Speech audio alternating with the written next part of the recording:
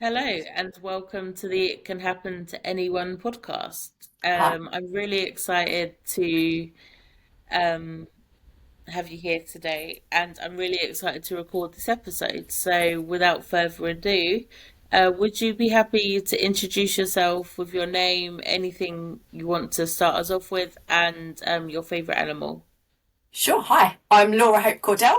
I run the Kindness Community and the Kindness and Wellbeing Group and the Market for Kindness Community, which fundraises for that cause. We help people struggling with their physical and mental health and aim to make the world a kinder place for everyone. My favourite animal is a penguin. I think they're really Nice. cute. They partner for life as well. They give each other a little pebble, it's like a little token, and they look after each other. And they can't fly, but they're still a bird, which I think is pretty cool. We Yes. can't all do everything, so Yeah. yeah, I've got penguins everywhere in my house. Oh, nice. That's so cool. That's one thing I didn't know about you, so that's awesome to There learn. we go. Awesome. Okay, so what I usually do with the podcast is ask you to share about a bit about your personal or professional journey, if that's Hmm. okay. Yeah, sure. So I've struggled with my mental health probably since I was about 8, roughly. Um, I've got diagnoses of depression, anxiety disorder, obsessive compulsive disorder. I have panic attacks. Um, I've self-harmed and ended up in hospital. Um, for me, it's been a long journey, and I think it's most likely a lifelong one, in all honesty. I've been medicated now for a long time, so I'm at the moment relatively stable, as much as you can be when you struggle with mental health. And I try and be quite open about it to enable other people to hopefully be open about it as well, and to enable other people to get the support that they need. So I'm a big advocate for mental health support as well, which is one of the things we do through the kindness community. Yeah, and for those that don't know, I really value the kindness community. It's absolutely incredible the work you do, and that I met you through my mental health for me Facebook page. And that's how we kind of met each other. And I'm really glad I came across the kindness community because, like, I don't mind sharing this, but when, like, as you say, like, when I've been in hospital, I've received a kindness kit and it really, really was beautiful. I even remember the staff saying, "Wow, what's this? This is beautiful." And it was just so lovely. So I do definitely encourage anyone listening to check out the kindness community, the market for kindness. Have I got that right? Yeah, the Market for Kindness Community. It's just an online market fundraising for kindness community. So we Yeah. support small businesses through that. And most of the small businesses involved also struggle with their own physical and mental health. So it's all about supporting, like, from a 360-degree perspective. Yeah. Yeah. It's incredible. So definitely Thank check that you. out. And well done for your continued work. It's absolutely amazing. Thank you. Um, that's okay. So just to kind of lead on to our conversation, what is one thing you wish everyone knew about mental health? I think realistically, it can affect everybody. We all have mental health. We don't all have mental wellness and well-being, and I think early intervention is really key to that. Certainly, in my role with the kindness community and in my own experience as well, I see a lot of people trying to go to, say, their GP and get initial support and being turned away because they're not severe enough, and then things get more and more severe, and then they go for help and they're told they're too severe. So I see this whole situation where there's kind of no middle ground and there's very little early intervention. I can't solve the mental health crisis in this country, but I really want to be part of the early intervention and getting people support early on. And that's what the mental health packs that we send out do. So people can apply for those on our website. They're completely free. Our fundraising, for example, the online market, enables us to cover the cost of those. And it's like a pack of resources that we send out to people. They can have it by email instantly, or we can send it out by post through their letterbox. And then they can receive that and they can kind of start working through their emotions. Because what I find is quite often people are, say, feeling really low, but they don't really know. I think with mental health, there's a real misconception that it's about something. And sometimes when there's mental health challenges, there isn't. a problem. That's sadness, like you've lost someone close to you, you've lost a job, something bad's happened. That's understandable emotional sadness, etc. That's not necessarily clinical depression. And sometimes when you're really in the pit of despair, you don't know what's wrong. There isn't a situation to be fixed, you know, so it can be quite hard trying to kind of unpick your emotions. And that's sort of the sort of resources that we send out, include ways to try and see things a little bit more positively going forward, how to sort of coach yourself to sort of for growth. There's a safety plan in there, and lots of sort of things to help you sort of focus and sort of fine tune and understand what's going on in your own mind while you're waiting for professional support, for example. It's not a replacement for it, but hopefully it's something that we can get out pretty quickly. There's no sort of criteria for it. You don't need to see a GP. You don't need to pay for it. It's sort of as quick as I can possibly get it to people, normally within a couple of weeks.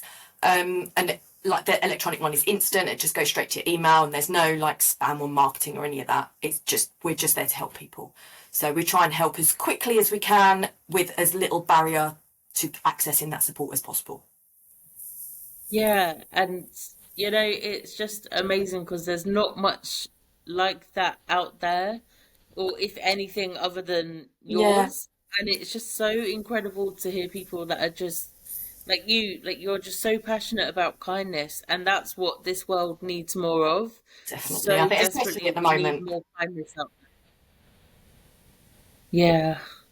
Yeah, especially at the moment, as you say, because the world can just be so scary, and then Yeah, you do find little corners of the world and the internet, like the kindness community, where you just find so much kindness. So it's just absolutely lovely, and I'm involved in it like as much as I can be. I on the Facebook page, you get lovely like quotes and yeah, encouragement from other people, and everyone on there is just so friendly. So yeah, definitely check it out. definitely. And as you say, like we all have mental health to some extent. Like we all have the core feelings, sadness, joy, hopefully, and sometimes anxiety, and that's normal human emotion. We're all human, we all have feelings, but having a mental health condition such as anxiety, depression, OCD, BPD, psychosis, Yeah, that's different. And like you say, sometimes it's hard to know where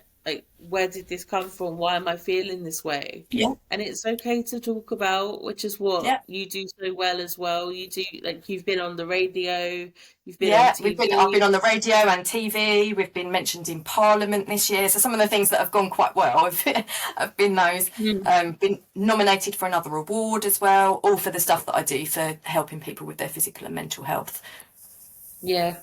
And that's really important as well that you do physical health as well, Yeah, because physical and mental health can be so interlinked, yeah. which I They're, learn they're more and not more every separate day. things essentially. I mean, I became disabled and was medically retired at 29 years old. You wouldn't necessarily Mm. know it to just look at me here. I'm not in my wheelchair at the moment because I'm sat on the floor.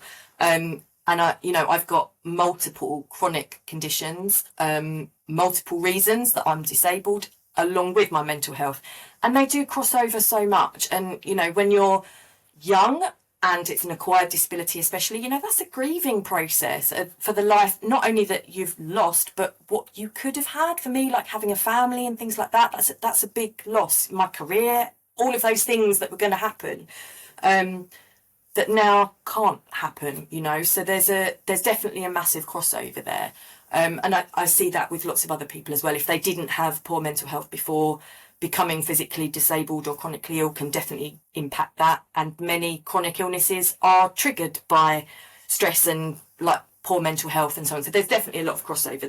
There's no such sort of thing as, oh, you're physically ill or you're mentally ill and you can't be, but everything crosses over. That we're one unit at the end of the day. Everything Yeah, feeds into everything else. And that's sometimes I yeah, think the care goes wrong as well, because focusing on one and pretending the other doesn't exist is just not realistic. Where, everything is wired in as one whole, When people say things like it's all in your head, so what, my head's not part of my body? Like mm, it's there, it's attached to me, it's part of me. yeah, Even if it's something that is, mental health and it's all in your head, like that's said like such a derogatory thing, like it's all made up, which is a big bugbear of mine anyway. But even if it Mm, is in your head, what that means, it doesn't deserve treatment because it's a brain issue. mm, Like I've got a neurological disability. It's, like we're one thing. Let's treat the human, not yeah. try and medicalise it and make it that, and patient blaming and all of that kind of thing. I hate that. We need to be Mm, looking after the whole body, for physical yeah. health, mental health, disability, the whole thing. Look at the whole picture. I think that's a much more successful way of working. 100%. I do. I completely agree. Like even myself navigating the health system at the moment. Like I go to a GP for one thing. They focus on that, and it's like, but it all links with the It rest does. of it, and it's like And then I the wish. GP said, "Oh, you can't talk about more than one thing at once." Like what? Uh, I have a problem with my arm. I have to like detach my arm and take that to the GP one day and take my head another. Like no, it yeah, doesn't. That. yeah. Oh, I could talk about this all day. But yeah, it's so true. To me, it just seems like madness. Like we are a whole. Yeah, Let's focus on the whole human here. yeah, yeah. 100%. a And then hundred. we see people being sent away as well. Like certainly for my main disability is functional neurological disorder. It's at the crossover between psychiatry and neurology. And rather than you ending up with a situation where you end up with like psychiatry input and neurology input, frequently patients end up with neither because the neurologist says, no, it's psychiatry, go over there. The psychiatrist says, no, it's neurology, go over there. And you end up with nothing. Yeah. How is that a solution? Surely we need more joined up working and support for people. Mm, So I genuinely understand that personally. So I really want to try and support people as much as we can. And for our kindness kits, for example, there's no judgment over is someone severe enough for something to get something, like whatever someone's going through. If someone's having a hard time, they can be nominated for a kindness kit, which is what you yeah. mentioned that you received when you were in hospital having a hard time. Yeah. Yeah, definitely. And it really did make my day just knowing that. And I said this in the last one I recorded as well, but it's like no matter who you are, there's always someone that cares. Yeah. There is always someone that cares. And And we you're very much try to be that someone that cares. And I sort of noticed, like most people are nominated for a kindness kit. So for the most part, I don't know the person, I've never met them, but I do nominate a lot of people myself as well. And they're generally people that then I'm connected to, maybe someone that's done our market and so on. And then I follow people and make connections and friends and so on. And if I see that someone's having a hard time, whether that's pet loss or a family member's died or they're in hospital, they've had an operation, a house fire, whatever the situation, if I notice personally someone's having a hard time, I'll nominate someone to receive one as well. mm, So, and we send those as often as we can with we don't get any like government funding or anything. So it's all done through our fundraising. So if we've got the funds to do it, we send them. So yeah, there's yeah. no sort of criteria as such. You don't have to be like on a referred by GP or anything like that. It's all just done by, Mm, we care, we want to help. yeah, yeah. And it's lovely to see and to know that there are people out there that just genuinely care for like just for no other reason than Yeah. that it's just good to care about society and people. It's just so refreshing and it's so lovely and as I say, it's really helped me in my dark times and just being part of the kindness community ongoing, like it's like just logging on Facebook and instead of seeing all the clickbait and Yeah. all the horrible stuff, you just see a kindness community thing pop up and it's like a lovely quote or it's something really nice or in the market, like someone getting a happy dance. It's Yeah. lovely. It's And absolutely lots of the lovely. things that are behind me actually are from but things that I've bought from our market as well. So then they're sort of displayed behind me, and then the jacket has got pins and things that I bought. The hat was made for me by one of my members. The earrings were made by one of the members. So I really try and support people as well. And then a lot of the items, when people sell in our market, a lot of those items I then buy as the kindness community, and then Mm, those businesses get featured in our kindness kits as well, because a lot of the items in there I make, and then they go out and they're things that are available on our website, and then all the mm, money that we raise from that goes back to kindness community. But then I buy things from other small businesses as well that have a stall in the market, so then they get promoted, like on the wall behind me, etc. yeah. So it's always kind of moving that forward and trying to promote and uplift people in every way that we can. as a Yeah. really sort of holistic process. So yeah, lots of these people are in the market and they've then been featured on TV now on a podcast and whatever, we really try and get people out there as much as possible. That's all Yeah. kind of part of our marketing and part of the fact that like I genuinely love this stuff and I genuinely care about the people that are in our market.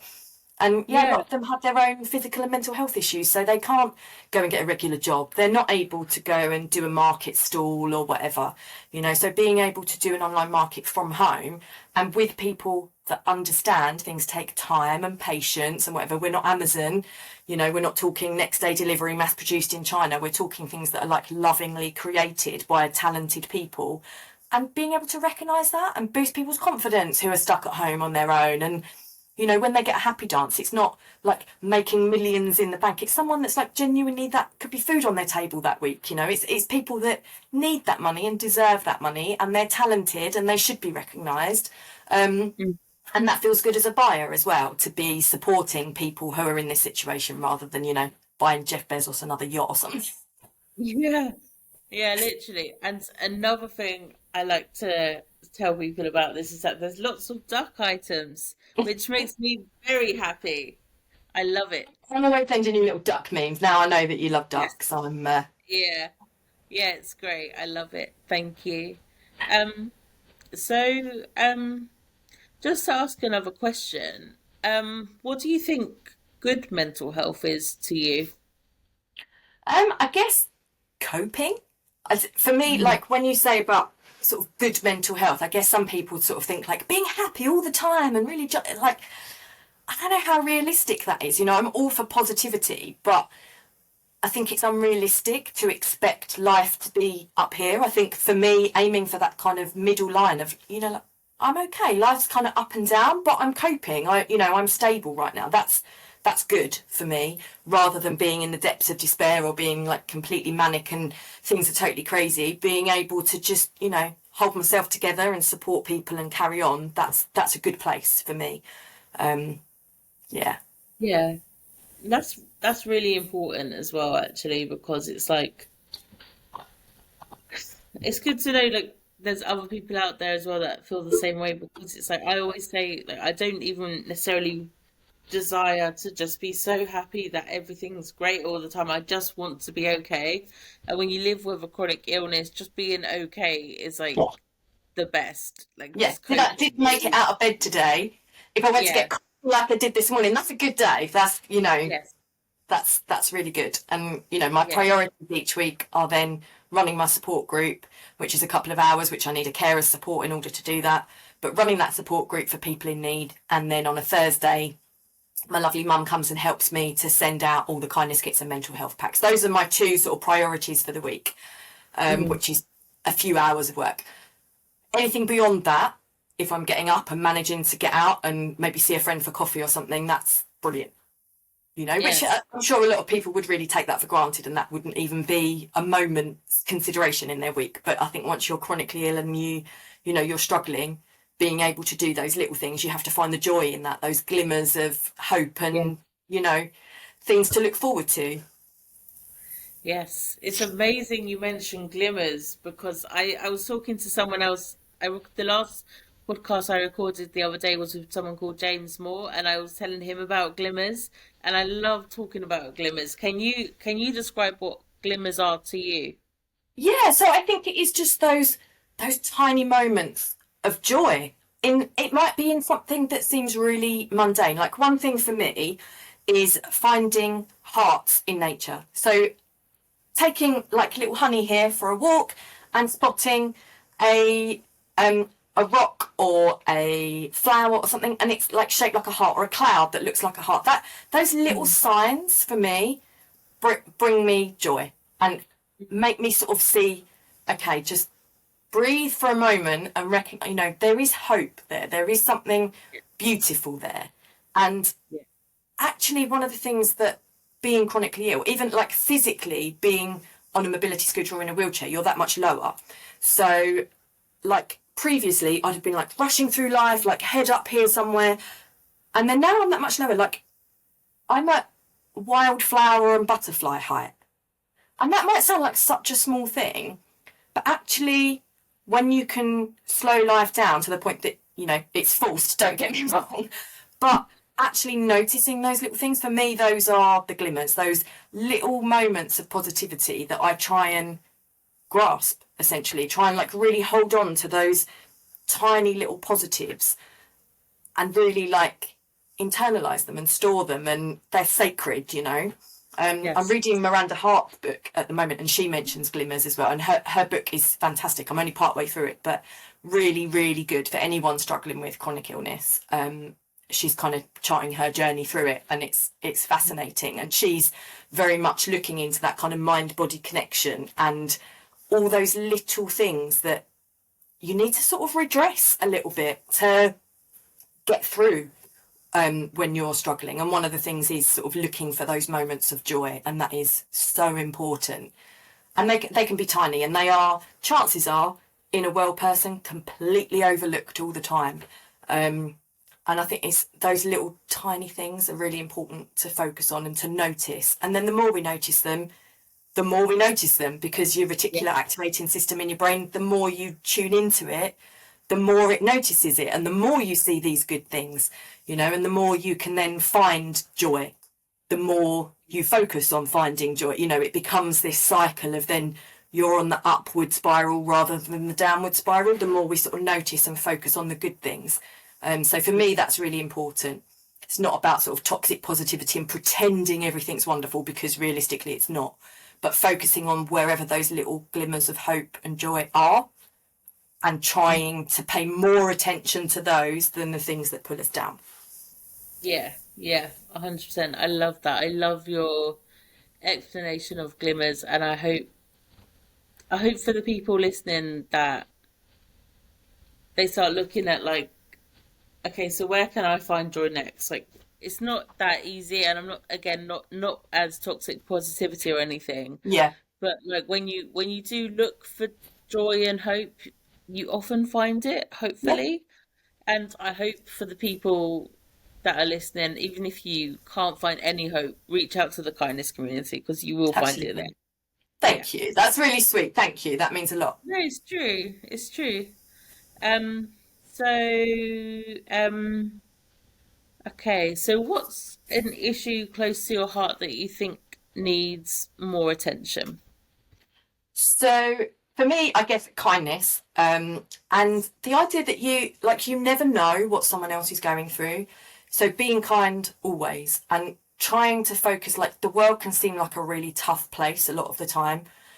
But if we put our intention behind kindness and trying to grow that, I think the world can become a kind of place for everybody. That's kind of what we're about in the kindness community. And that idea that it has a ripple effect, like scientifically. Yeah.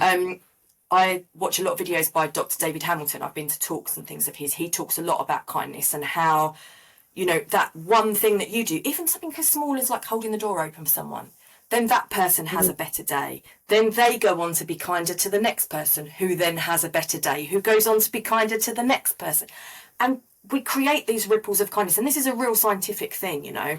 And the joy of kindness is not just in the recipient, it's in the person who receives it, the person who gives it, and anyone that watches it as well. So these ripples go further and further out, and it's not about grand gestures. It's not about your kind of Mr. Beast level of like huge things. Sometimes it's like really small things, a smile, like recognizing someone, you know, the lady that sells the big issue in our town, like me going and having a chat or giving her some food. You know, she gave me a Christmas card, you know, those little things, they're not costing loads of money. They're not some great big public grand gesture, but just those small connections can actually make a massive difference and make someone feel seen and heard. And that's essentially a big part of what we try and do. Yeah, definitely. I think I can't remember the quote now, but it reminded me of a quote where it said the most successful thing you can do, or the best thing you can do for someone else is just remind them that they're not alone. Yeah, I think that's That's really what, important. yeah, that's what the kindness community really does remind me of. It really Thank you. does. That's okay. Um, because we are running a bit out of time, there's two more questions I really want to ask because I would love to hear your answer. If your younger self could see you now, what do you think they'd say? I think like my gut instinct on that is to be like really, like they wouldn't think anything of me and like sort of push it aside. But I tried for the purpose of this to be like, okay, what would they think? And I had quite a tough time growing up. I was bullied a lot. I didn't have a good place in the world, and I think things on that score are a lot better now. And I always loved colouring. And one of the things that I've done more recently is actually design my own colouring book, all about issues that represent people with physical health, mental health, and disabilities. And that is now an actual physical colouring book that is available Mm. on Mighty Makers and available on Amazon. And then all the proceeds from that go back to help people with their physical or mental health. So again, it's like a full 360 approach all the time. So it's, I'm someone with physical and mental health challenges. I've designed it. It's literally representing those people in the images, and it's quite sarcastic and humorous as well. You know, it's not a doom and gloom thing. That's not what we're about. We're about positivity and trying to sort of uplift and those kind of things where you really identify. Like, I'm on so many medications that I rattle is one example. You know, Yeah. lots of feel like that, um, Yeah. and sort of drawing on my own experience and stuff. And then people can Mm. like colour those in, they can share them, they can raise awareness with them, and then all the proceeds from it go back to the kindness community to help people struggling with their physical and mental health. So it's a Yeah. real 360-degree project to try and help raise money to help more people and get more representation and awareness as well. Yeah. And as you say that, I'm kind of thinking, um, something I say to myself that I feel kind of drawn to say to you is that you are the person that would have helped you as a Yeah, child, and that yeah. is a success in itself. That really Well, is. that's really sweet, and yeah, I feel a bit like, ooh, but yeah, I Sorry. am exactly the person that would have helped. And one thing, actually, one of your questions was about being at school. And Yeah. as I alluded to, I had a really tough time at school. I never sort of Mm. fitted in. I never really had friends. I was very much an outsider. But one thing I wish I'd been told when I was at school was that you won't be everyone's cup of tea. And that's Mm. okay. Like, just Yeah. be Yeah. yourself. Like, be who you intrinsically are, because you Yes. don't need to be pretending. You'll be much Yes. happier if you can be like who you really are. And actually, rather than like, I always felt sort of compelled and like even directed by teachers and so on, however well meaning, to like go and try and force myself into these situations with people who were giving me a hard time, but like just try and force yourself in there to play with them so you're not on your own. And actually, in hindsight, I think that was really bad advice. What someone should have said was playing up to my natural instincts of wanting to help other people and said, like, go and look Mm. for other people who are struggling. Go and look for other people who maybe haven't got any friends or are feeling alone or having a hard time. Be friends with them because they Mm. need you. They probably want you. And then you're not Yeah. having this constant rejection from people who were never really destined to be your friends anyway. And in hindsight, as an adult, I can look back and think, why on earth did I want to be friends with these people when they were so mean? Yeah. Like, why Yeah. was that compulsion to try and like integrate myself into these people who were never even a bit of me, you know, Mm. and just get rejected constantly? So I wish if I could have my time again, I'd go back and look after other people sooner, I guess, Yes. and you know, try and be that person for somebody else even Mm. sooner to have more friends. Yeah. I think I've certainly got a lot more friends now than I ever had growing up, and part of that is because of the kindness community and putting kindness Mm. out there. You know, it's a good thing, and Yeah. it helps so many people. And as a result, I have a tribe now. You know, I have people that see Yeah. things how I do and want to make the world a better place, and that's a lovely place to exist. Mm. Yeah, 100%. That's really lovely. Thank you. Nice. And then, okay, let me think. Okay, do you have a favorite quote, lyric, or poem that inspires you? I think one of my favourites, I actually then ended up setting up an email with Okay. way too long, so don't do that. But the idea Okay. of be the change you want to see in the world. You know, there's a Yeah. lot in the world that is not good. Don't just sit there and complain about it. Go and do something about it, you know. Be those changes that you want to see, because if no one else is making it happen, it's on you. Go and make a difference. Go and whatever your tiny little corner of the world is where you can see something needs doing and things need to change, go and do it because you Yeah. can. Yeah. Yeah. anyone can make a difference. And like you say, Definitely. really powerful. Just be the change you want to see in the world. I love that. Thank you. Um, yeah, so I guess I just want to say thank you so much for coming You're onto very the. welcome. Thank you for having me. That's okay.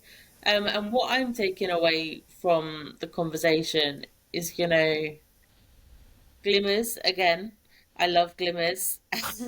And also just I'm really struck by what you just said about being the change you want to see in the world. So, like, one thing I'm struggling with at the moment is how people with personality disorders are treated. So, more determined after this conversation to go out there and say, look, we are humans, we have worth, regardless of Definitely. whatever mental, physical, chronic, whatever condition we may have, we are still human beings with feelings and worth. So that's what I'm taking away. So, would you mind telling me what you're taking away from our conversation? So I think following on from what you're saying about everybody has worth, like all of those people, I think where a lot of these systems, whether it's physical disability or mental health, they fall down because it's experts with textbooks that tell everyone else how things should be done. And actually, I think there needs to be a lot more patient advocacy. I think people need to actually listen to people's lived experience. Mm, And one of the things that inspired me to set up was the kindness community was my own experience in hospital, or I should say set up the kindness and wellbeing group, the in-person peer mm, support group, was being in hospital surrounded by all of these experts of doctors and consultants and so on. And actually I felt like I got more support from other patients. And that made me think, like, yes. seriously, that sense of being understood at Mm, like a real core level. Somebody gets it. They get mm, how hard it is. Not a textbook, not a diagnosis, just they understand that sense of being seen and heard and understood is mm, crucial. And I think the work that you do is fantastic for patient advocacy. I'm in awe of the amazing things that you do to help sort of train these people and help people understand what it's like from a patient's perspective. And I think that is really crucial in moving like the world of medicine and the NHS and everything forward so that patients get the care that they deserve, because oh sorry every single patient is worthy and has yeah, worth and deserves to get good care. And yeah, it's very hard for people to advocate for themselves when they're in the crux of a mental health breakdown or something. It's very difficult for people to be able to get the care that they need. And hopefully, the work that you and I are doing in our own ways is kind of making a yeah. difference to that. Yeah, I hope so. Thank you. And just setting things, what's one thing you're looking forward to? Looking forward to growing the kindness community more, I guess, trying to sort of get out of my comfort zone and do more sort of things to get us seen and heard so that we can help more people. Yeah, yeah, and I really hope this reaches people, because people listen to this from all different corners of the world, and I hope wherever you are, just know that the kindness community is there for you. So that's all Thank you, we're, darling. that's okay. And yeah, I'll stop the recording now, but yeah, thank you so much for being a guest. You're very welcome. Thank you for having me. Thank you.